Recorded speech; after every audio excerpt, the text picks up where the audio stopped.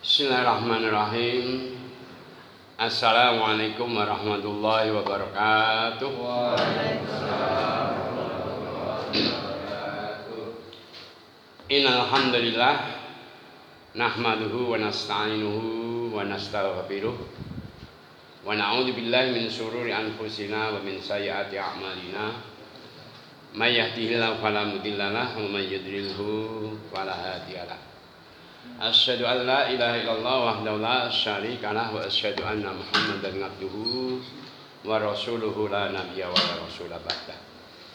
Allahumma shalli ala Muhammad wa ala alihi wa ashabihi wa tabi'in wa tabi'in at-tabi'in wa man tabi'ahum bi huda ila yaumil qiyamah amma ba'du. Wa ya ayyuhal hadirun wal mustami'un fid din arsyadakumullah. Usikum wa nafsi bi taqwallah faqad fazal muttaqun. Rabbi shrah li sadri wa yassir li amri wa hlul 'uqdatam min lisani yafqahu qawli. Allahumma hamna bil Qur'an. Ikhwani fillah arsalakumullah. Mengawali kegiatan kita pada pagi malam hari ini, mari bersama-sama kita memanjatkan doa sayyidul istighfar. Bismillahirrahmanirrahim. Allahumma anta rabbi la ilaha illa anta khalaqtani wa ana 'abduka wa ana 'ala ahdika wa wa'dika mastata'tu. A'udzu bika min syarri ma shana'tu abu'u laka bi ni'matika 'alayya wa abu'u bi dzambi faghfirli fa innahu la yaghfiru dzunuba illa anta. Allahumma bika asbahna wa bika amsayna wa bika nahya wa bika namutu wa ilaikal masir. Ikhwan fillah asyalakumullah, jamaah pengajian Masjid Al-Fat yang insyaallah dimuliakan oleh Allah Subhanahu wa taala.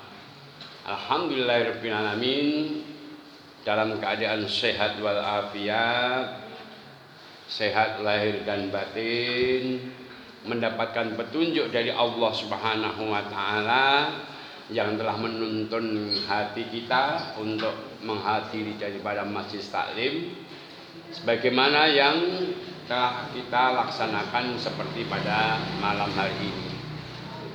Ikhwan fillah sadaqallah, tidak terasa tahu-tahu. Penyakit orang itu tahu-tahu, ngerti-ngerti. Kita akan mengakhiri insyaallah di ujung tahun 1443 Hijriah.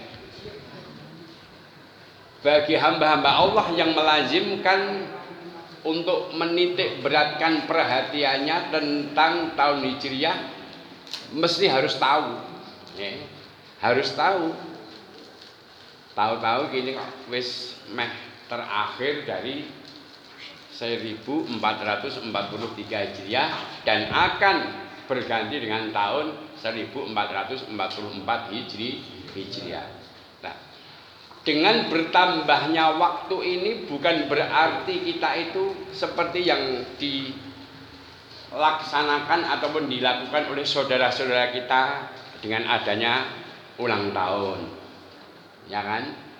Adanya sebuah fenomena yang seakan-akan sebuah kegembiraan, padahal kaifiyahnya itu apa?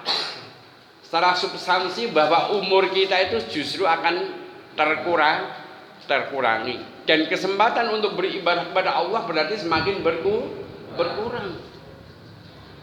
Nah ini kita tidak tahu, ini menjadi sebuah kelaziman yang notabene orang-orang itu melazimkan untuk melaksanakan hal yang sebenarnya itu di luar daripada hakikat tentang pergantian tahun dan tambahnya umur.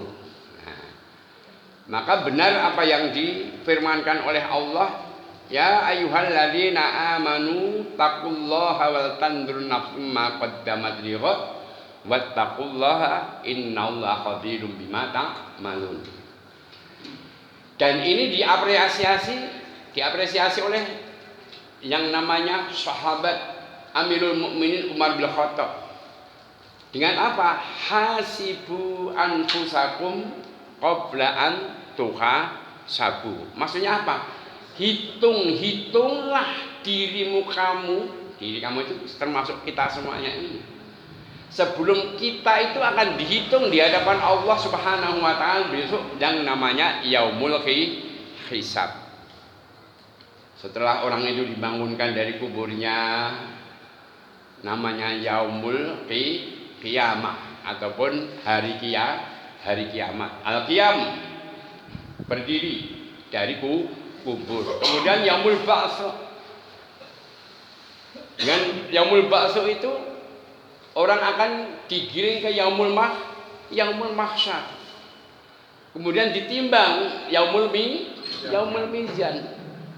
Setelah ditimbang mana amal yang baik, mana amal yang buruk, berat mana, kemudian dihitung oleh Allah. Dihitung di sini apa? Tidak ditanya kemana langkah kaki kita ini sebelum ditanya untuk 4 hal. Tentang umur kita, ilmu kita, badan kita, maksudnya kesehatan kita.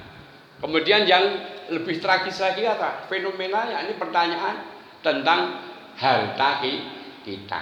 Bagaimana cara mencarinya dan bagaimana dan di mana untuk membelanjakannya.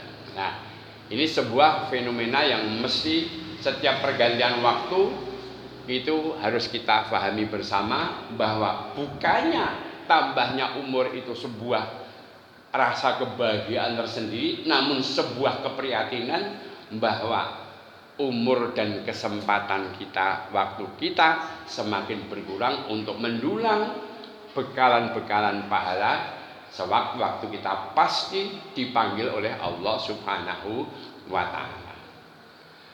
Maka tempat inilah sebagai muhasabah yang namanya hari-hari yang dimana Allah Subhanahu wa ta'ala memberikan kepada kita.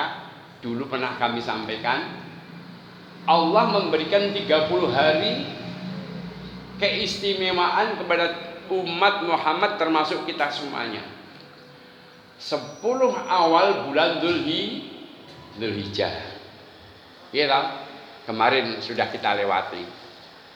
Kemudian 10 terakhir bulan Ramadan. Gak lalu. Nah sekarang insya Allah mulai besok Sabtu itu 1 Muharram ya. Orang Jawa mengatakan Suro. Sebenarnya puncaknya nanti di Asyura 10 Muharram. Asyura, Asrun itu apa? 10 Asyura. Ini orang Jawa itu senangnya nyingkat Suro. Nah, Selasa, Rabu, Al-Khamis, ya Kamis. Nah, ya seperti itu, senangnya nyingkat. Nah, makanya apa yang sebenarnya nilai-nilai nubuah yang ada di dalam 10 awal bulan Muharram. Nah, ini jarang diterangkan karena orang jarang membuka kitab. Dalam kitab Tambiul Walfilin ini menerangkan di sana bahwa nilai-nilai nubuah yang ada di dalam ajaran penetapan 1 sampai 10 Muharram, nilai-nilainya yang ada di sana itu terkandung dalam kitab ini. Sebuah contoh yang sewu. Sebentar lagi kita memperingati 17 Agustus. Orang kan ngerek gendera ya. Iyalah, di instansi-instansi pemerintah, kampus-kampus, sekolah-sekolah. Ya ngerek gendera. Gendera kita apa? Merah putih. Kalau sementara orang melihat itu sebuah bendera merah putih tanpa melihat kandungan sejarah bagaimana bendera itu diciptakan, ya wes merah putih tak.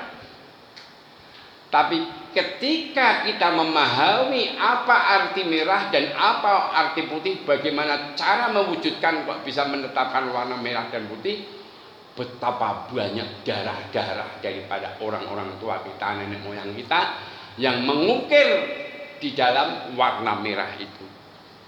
Ya betul. Betapa banyak tulang-tulang yang berserakan di ketika mempertahankan daripada nilai-nilai kemerdekaan. Sejarah telah membuktikan Indonesia itu dijajah Belanda berapa tahun? Prasidik Bu, 3,5 abad kurang lebih. Itu saja ketika memproklamirkan dengan kemerdekaannya, tentara Nika datang, Jepang datang, dan lain sebagainya. Sampai sekarang hakikat kemerdekaan jiwa-jiwa bangsa Indonesia ini belum terwujud sama sekali. Belum terwujud sama sekali. Padahal di dalam perundang-undangan sudah ditentukan dan dibuktikan bahwa apa? Membangun manusia Indonesia seutuhnya. Bangunan fisik ya. Nggih mboten. Dhisik jalan jeblok saiki apik. Halus. Tol-tol sudah mulai banyak, gedung-gedung pencakar langit sudah merebak. Tapi bagaimana membangun manusia Indonesia seutuhnya? Utuh niku napa? Ya jiwanya, ya badannya, ya kepribadiannya, bahkan akhlaknya belum terwujud sama sekali ini. Tentang akhlak ini digembar-gemborkan 5 tahun 10 tahun yang lalu revolusi mental. Nah, bukan revolusi akhlak nih, revolusi mental. Padahal akhlak itu lebih menjurus kepada tatanan aturan agama.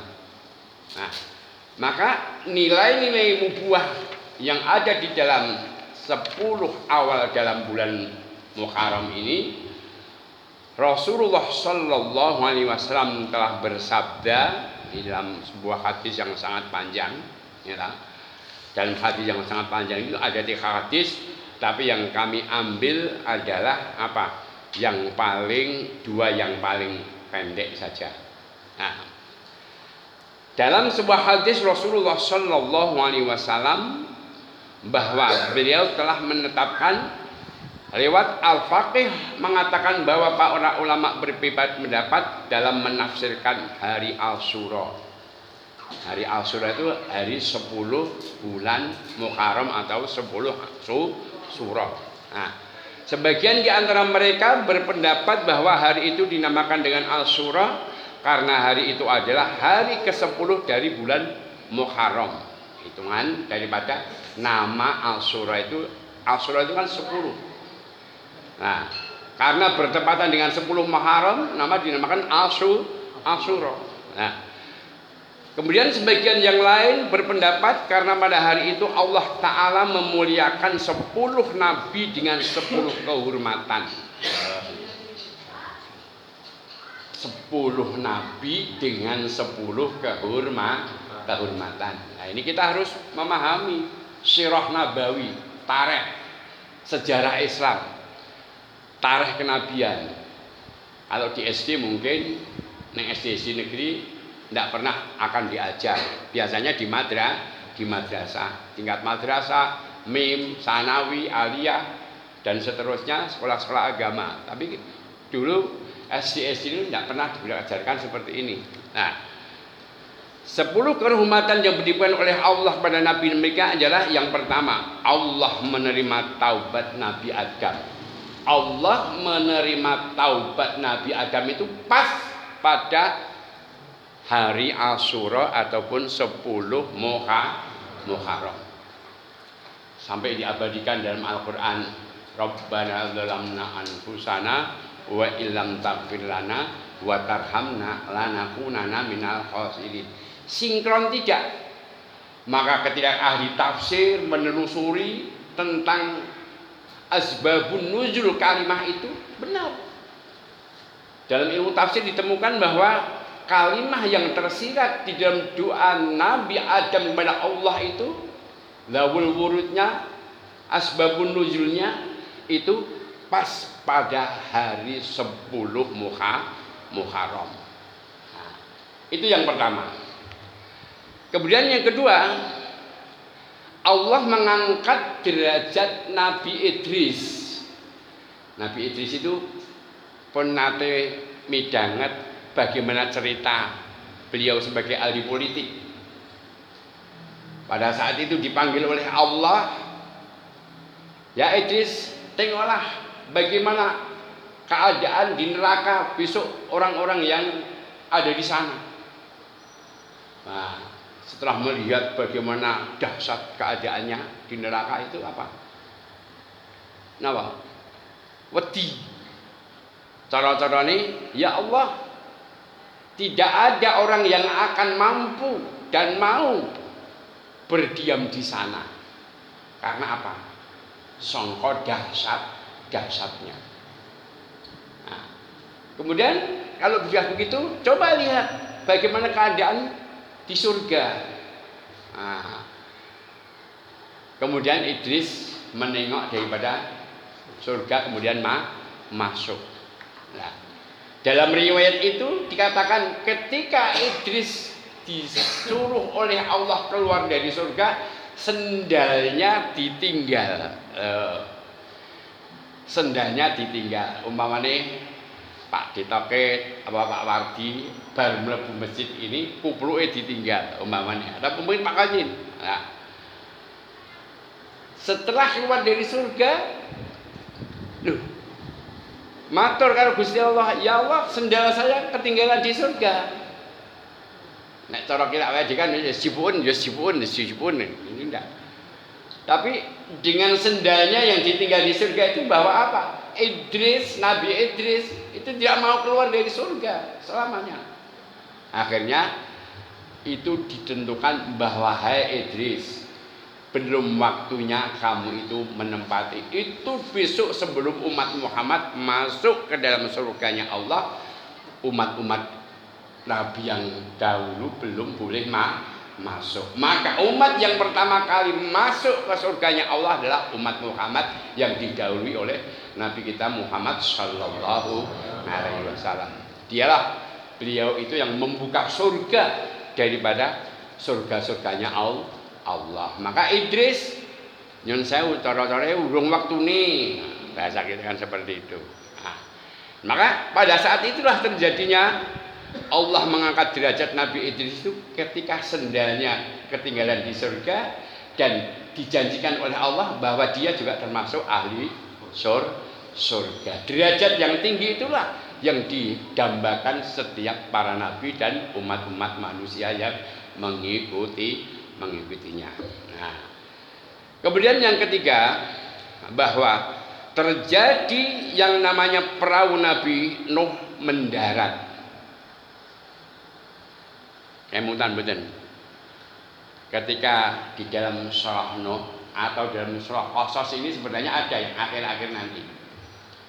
Ya, setelah bahteranya Nabi Nuh, kapal Nabi Nuh itu dipenuhi oleh 8 orang dan 8 macam binatang. Ada kambing, ada onta, ada sapi, ada kerbau, ada biri-biri, ada mentok, ada jagu dan lain sebagainya. Pokoknya di sana tertulis 80 macam binatang dan manusia. Nah, pada saat ketika Allah memerintahkan supaya apa? Langit berhenti untuk mengalir air hujannya dan perigi-perigi sumur-sumur tuk-tuk itu loh, supaya berhenti, maka mendaratlah yang namanya bahtera ataupun perahu Nabi Nuh. Ini ada sebuah kabar informasi di mana? Di Gunung Judi. Di Gunung Jud. Memang Al-Quran dan surah An-Nur itu menerangkan seperti itu. Di lembah Jud ataupun Judi. Nah, itu di Siberia sana. Nah, Pak jenengan buka YouTube lah, nanti kan ada di sana, ditelusuri akan diterangkan. Itu sekedar sebuah penelitian ning mbuh benere wallahu a'lam bisawab. Nah, kemudian yang keempat, bahwa Nabi Ibrahim lahir diangkat sebagai Khalilullah ataupun kekasih Allah. Hanya satu-satunya hamba Allah yang diangkat sebagai nabi dan diberi predikat yang menamanya Khalilullah. Kok bisa disebut Khalilullah? Oh iya, ketika Nabi Ibrahim meyakinkan bagaimana sesungguhnya Allah itu, baca dalam Al-Quran, Ibrahim itu kurang yakin bahwa Allah itu memang maha kuasa. Suruh apa? Manuk niku napa? Burung dicacah, nggih lho. Kon ndokoke gunung kono ndase, suwimine kon ndokoke gunung kono. Terusan buntute sikile kon ndokoke kono. Pokoke pencar-pencar lah. Setelah ditaruh di sana supaya dipanggil, pada saat itulah kun fayakun, ketika Ibrahim memanggil burung yang sudah dicacah-cacah, dimutilasi itu tadi, datang serempak. Allah menunjukkan kekuasaannya ketika Nabi Ibrahim bertanya. Bukan hanya itu, ketika Ibrahim dalam perjalanan kehidupannya paling sabar di antara para rasul-rasul, hingga termasuk yang namanya predikat ulul azm. Nah, sejarah Ibrahim kan sampai kita itu mengabadikannya di dalam sholat kita. Allahumma sholli ala Muhammad wa ala ali Muhammad kama shallaita ala Ibrahim wa ala ali Ibrahim wa barik ala Muhammad wa ala ali Muhammad kama barakta ala Ibrahim wa ala ali Ibrahim fil alamin innaka Hamidum Majid. Sampai akhir zaman orang yang sholat harus menyebut sholawat kepada Nabi dan sholawat kepada Nabi Ibrahim alaihissalam. Belum peristiwa-peristiwa yang menyangkut tentang perlawanannya menuju melawan Naja Namruz, ya kan, dibakar. Ora kontal, ora kobong. Nah, pada saat itulah ketika kobaran api yang paling dahsyat dan sangat besar ditawari kalih malaikat. Ya, ditawari oleh malaikat. Ya Rasul, bagaimana kalau Rasul ini maksudnya Rasul Ibrahim itu, bagaimana ketika air laut ini akan aku siramkan di sini, pasti apa? Pasti api ini akan padam. Tapi apa? Ibrahim menolak kepada tawaran malaikat karena yakin kalau ia sebagai hamba Allah, maka Allah pasti menolongnya. Inilah bentuk ketauhidan yang tidak terkontaminasi oleh makhluk-makhluk lain. Loh. Maka disayangi oleh Allah sebagai kekasih Allah, Khalilullah. Banyak sekali yang berkaitan kisah-kisah daripada Nabi Ibrahim.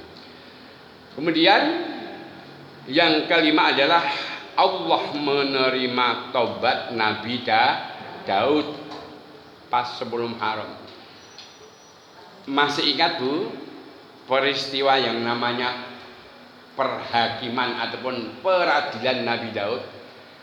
Ya Dawuda. Dalam surah mungkin di Al-Qasas itu ada juga. Ada di dalam surah Hud ada ayat 11 itu. Apa 11 itu maksud kami. Setelah Hud, Yunus, kemudian Yusuf, bar surah Taubah. Fahkum bainan nasi bil adl. Hendaklah kamu itu menghakimi, berhukum kepada Allah untuk sesama manusia itu bil adl, dengan adil.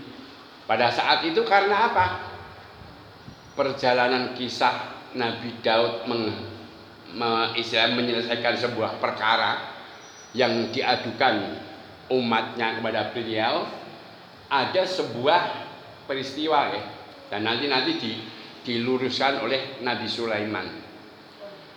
Nah, pada saat itu Nabi Daud istinya ada umatnya yang mengadu, ada kakak adik yang mempunyai anak siapa? Kecil. Dua-duanya mempunyai anak kecil. Ya, pokoknya adik-adik ini. Maksudnya apa? Adik Mbak Yuadi lah. Mbak Yuadi padha duwe anak cilik siji-siji. Lah, yang satu itu dimakan oleh serigala. Lah, anak ini jadi rebutan. Nah, ketika ini diadilkan, diminta peradilan kepada Daud cara menghakiminya apa? Karena itu kakak adik diwehke sing tuwa. Padahal tidak persis tahu persis bagaimana peristiwa yang sesungguhnya. Pada saat itu Nabi Sulaiman anaknya tahu bahwa ini ada sebuah ketidakadilan. Maksudnya orang pas gitu.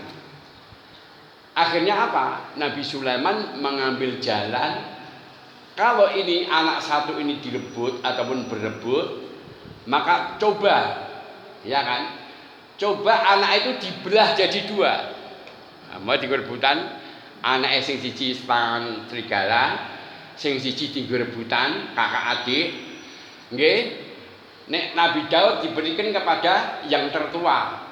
Adine ngoplo, padahal kuwi sebenarnya anak adik. Taunya apa? Ketika Sulaiman bin Daud itu menghakimi itu supaya anak itu dibelah jadi dua. Nah, pada saat itu karena si adik tahu bahwa dia adalah benar-benar anaknya, kemudian dia mengikhlaskan biarlah anak ini dipek saudaranya yang apa? Tadi jadi rebutan. Paham belum? Diweke Mbak Yuni sing ngeyel bahwa itu adalah anaknya. Ning adik itu nerima ya wis daripada anakku dibelah wis tak wehke daripada Mbak Yuku gampangane itu. Lah, dari peristiwa itu maka Sulaiman terus yang dihukum bukannya si adik itu, tapi yang dihukum adalah kakaknya. Karena apa? Naluri seorang ibu pasti tidak akan dan tidak mau melihat bahwa anaknya itu akan celaka ataupun sengsara, sehingga dia mengikhlaskan supaya untuk diberikan kepada kakaknya. Itu sebuah kearifan bahwa dari sinilah hakim itu dalam menetapkan sebuah perkara harus dengan berdasarkan keyakinan setelah alat bukti dan juga saksi. Inilah maka dari itu bahwa apa? Allah mengangkat derajat daripada Nabi Daud pada saat itu, diterima taubatnya karena apa? Memberikan pengadilan yang kurang pas. Nah, itu sebuah peristiwa yang di sini banyak sekali yang istilahnya itu menyangkut daripada nilai-nilai nubuwah yang ada di dalam 10 hari pertama dalam bulan Muharram. Nah, kemudian yang keenam, Allah mengangkat Isa ke langit ataupun dimarfu. Baca dalam surah Al-An'am. Nah, juga dalam surah Al-Maidah ada.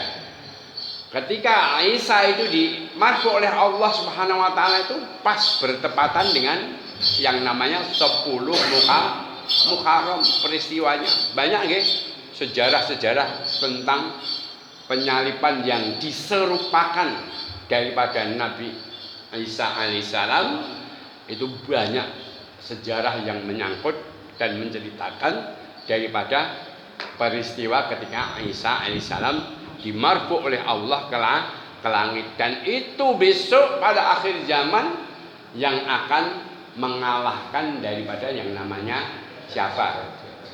Dajjal dan Ya'juj Ma'juj sebelum datangnya apa? Imam Mahdi. Jadi Imam Mahdi nanti masih hidup, terusan Isa juga diturunkan oleh Allah Subhanahu wa Ta'ala.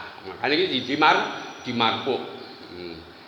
Kemudian yang ketujuh, Allah menyelamatkan Nabi Musa dari lautan dan menenggelamkan Firaun. Nah, dalam surah Yunus juga Allah bercerita di sana. Kemudian di dalam surah Al-Ankabut Allah juga di sana. Kemudian ini tadi yang dibaca surah Al-Qasas ya. Al-Qasas itu apa? Peristiwa-peristiwa. Ya. Peristiwa ketika Musa yang dititikkan beratkan pada ketika Musa bertemu dengan Nabi Syuaib. Nah, dan dinikahkan dengan anaknya. Ya. Isa dinikahkan dengan anaknya Nabi Syuaib.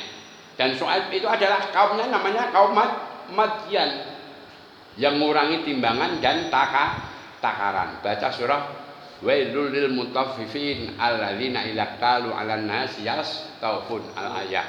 Nah, ketika peristiwa Musa diselamatkan oleh Allah dari kejaran Firaun dan Firaun ditenggelamkan ke laut, itu juga 10 Muharram. Nah, Allah menyelamatkan Nabi Musa dari lautan dan menenggelamkan Firaun.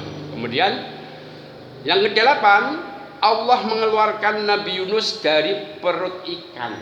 Nah, Nabi Yunus siapa? Dhunnun. Ketika berdakwah kepada umatnya kurang sabar sidik, terusan melarikan diri, kemudian menumpang dalam sebuah bahtera ataupun perahu ini karena kebotan muatan gonjang ganjing kilotre nggih lho ndalah sing metu namane Yunus terus sampai ping 3 dilalah memang Allah itulah yang membuat skenario. Kemudian oleh nakodanya harus dilempar ke laut.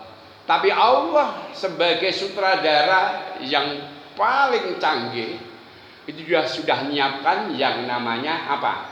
Yang namanya ikan. Nah, tampani oleh ikan.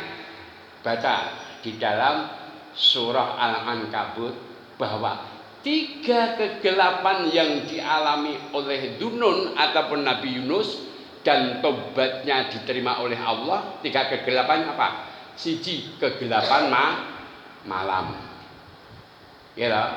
Kedua, kegelapan di dalam perut ikan. Kemudian gelapnya lagi di dalam lautan. 3 kegelapan yang berlapis-lapis diceritakan di dalam Al-Quran itu apa? Pada saat itulah la ilaha illa anta subhanaka inni kuntu minadh dhalimin.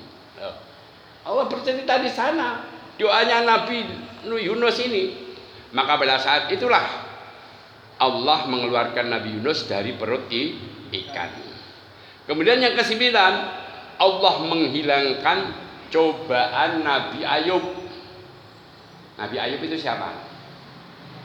Nabi yang dicoba oleh Allah Subhanahu wa Ta'ala, dari istrinya yang cantik, kemudian rumah tangganya beranak pinak, harta bendanya banyak, ya. Kemudian iblis itu namanya apa? Sewot itu iri. Iblis itu selalu iri. Ya wae, gampangane bahasa kita. Nggih mawon Gusti Allah. Lah jenengan napa-napa paringi. Coba dicoba karo sing bangsa nyun sewu sing kekurangan, sing kaya sing rekoso mamane. Bahasa kita seperti itu. Anake mulai di pateni. Maksudnya apa? Siji gobrok. Bondone mulai dikurangi, gobrok. Tapi tetap Ayub itu apa? Tetap beribadah kepada Allah. Ya wae anak karo bondone soalnya rapate butuh, awake sehate sampai diberikan sakit. Yang sakit itu gampangane nek cara dhisik sakit cacar. Cacar iku napa? Mlupuh nenek nanan ngoten niku. Wis tak awak kujur iku ngene. Wis kabeh wis ngendi-endi jenenge wong penyakit cacar. Dalam keadaan kelimpak seperti itu, doa Nabi Ayub itu dibujuk karo bojone. Ya Ayub, kamu itu kan Nabiullah, Rasulullah. Mbok kamu itu berdoa kepada Allah supaya apa? Diberi kesehatan. Dibujuki gitu. Wong Rasul karo Nabi Gusti Allah masa doane arep diijabahi. Yang putri seperti itu menjadi. Tapi Nabi Ayub enggak mau, malu.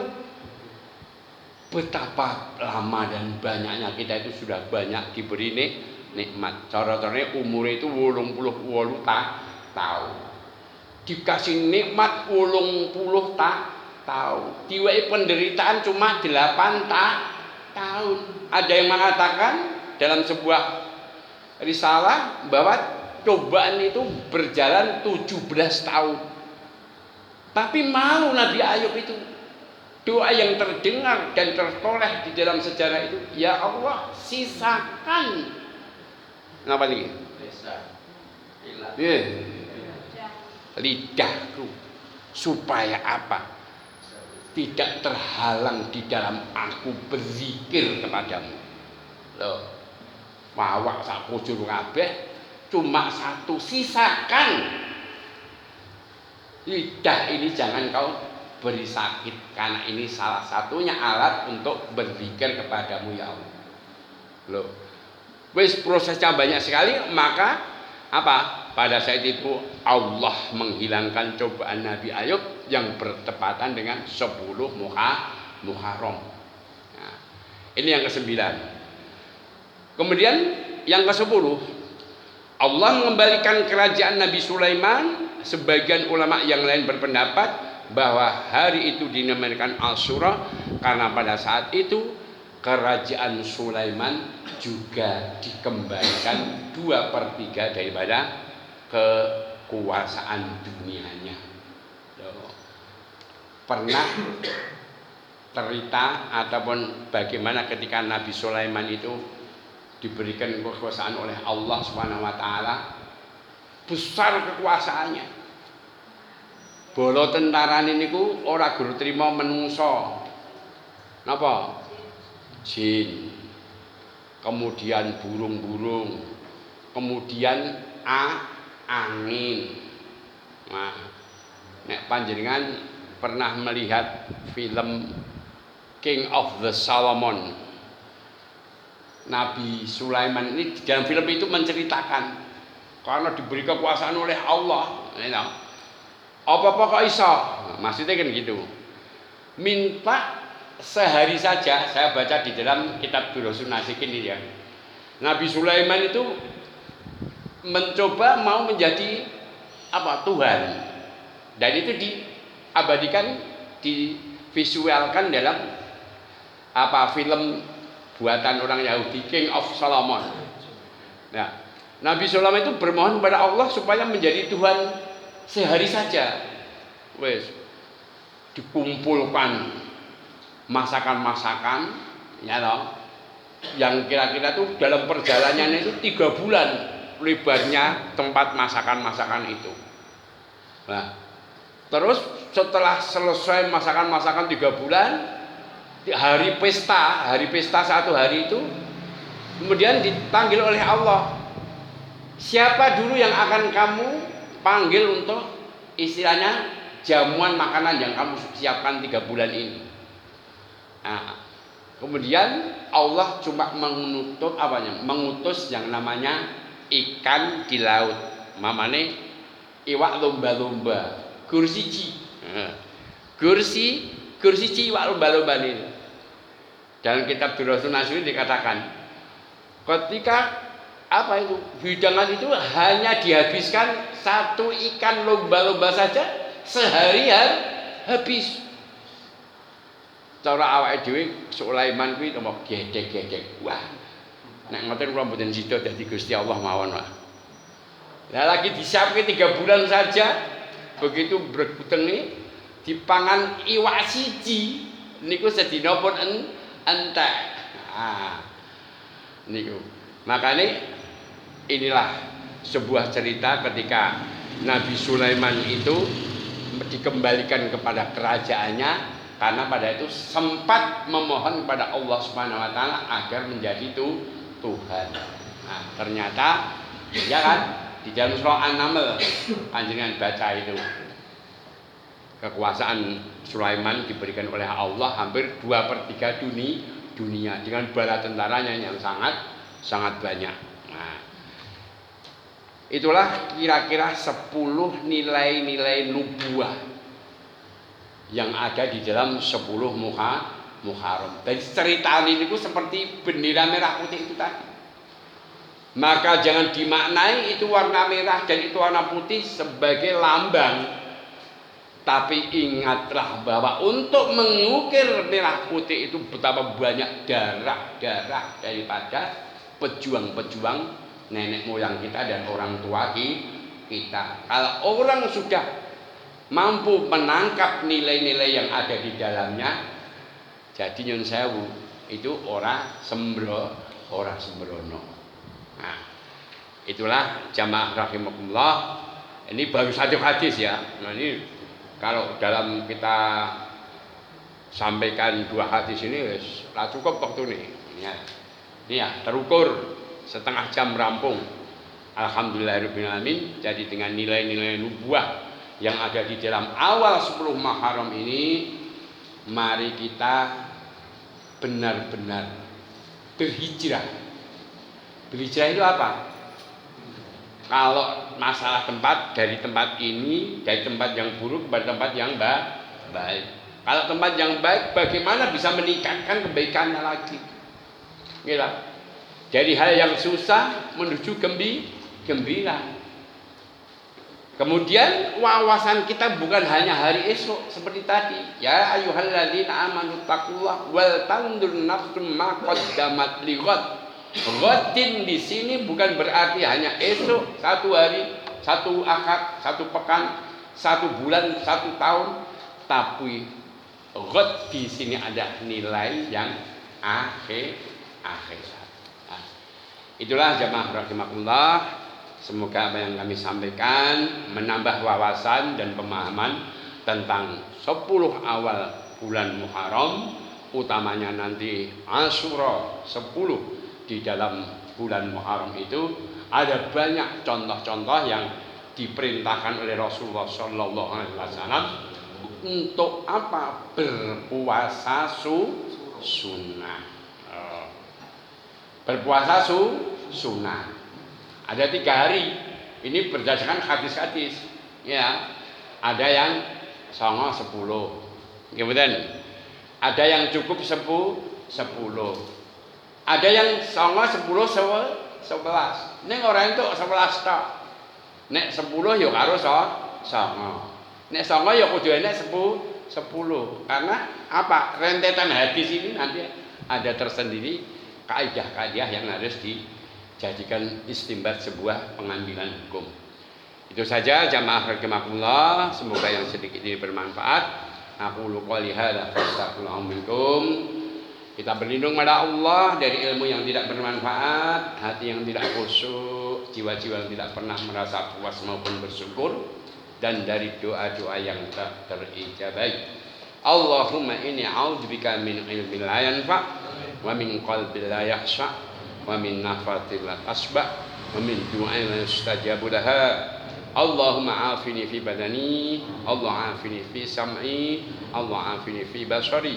Allahumma inni a'udzubika minal kufri wal fakri. Allahumma inni a'udzubika min adzabil qabri la ilaha illa anta. Allahumma inni a'udzubika minal hammi wal hazan, wa a'udzubika minal ajzi wal kasal, wa a'udzubika minal jubni wal bukhli, wa a'udzubika min ghalabatid darin wa qahrir rijal. Allahumma a'in ala dzikrika wa syukrika wa husni ibadatik. Allahumma rzuqna ilman nafi'a wa rizqan thayyiba wa amalan mutaqabila wa qalban saliman bi rahmatika ya arhamar rahimin. Allahumma inna nas'aluka al-huda wa tuqa wal afafa wal ghina. Rabbana taqabbal du'ana, Rabbana taqabbal siyamana, Rabbana taqabbal qiyamana, Rabbana taqabbal ruku'ana wa sujudana, Rabbana taqabbal jami'a amalana wa kulluhum minal maqbulin. Rabbana atina fid dunya hasanah wa fil akhirati hasanah wa qina adzabannar. Wa adkhilna jannata ma'al abrar ya aziz ya ghafar ya rabbal alamin. Allahumma inna nas'aluka ridhaka wal jannah wa na'udzubika min sakhatika wan nar. Anta waliyuna fid dini wad dunya wal akhirah. Tawaffana musliman wa lahiqna bisalihin bi rahmatika ya arhamar rahimin. Wa sallallahu ala khalqi sayyidina Muhammad wa ala alihi wa sahbihi wa baraka wa salam. Subhana rabbika rabbil izzati amma yasifun wa salamun alal mursalin walhamdulillahi rabbil alamin. Taqabbalallahu minna wa minkum taqabbal ya karim ya fattah ya alim. Subhanakallahumma wa bihamdika asyhadu an la ilaha illa anta astaghfiruka wa atubu ilaik. Assalamualaikum warahmatullahi wabarakatuh.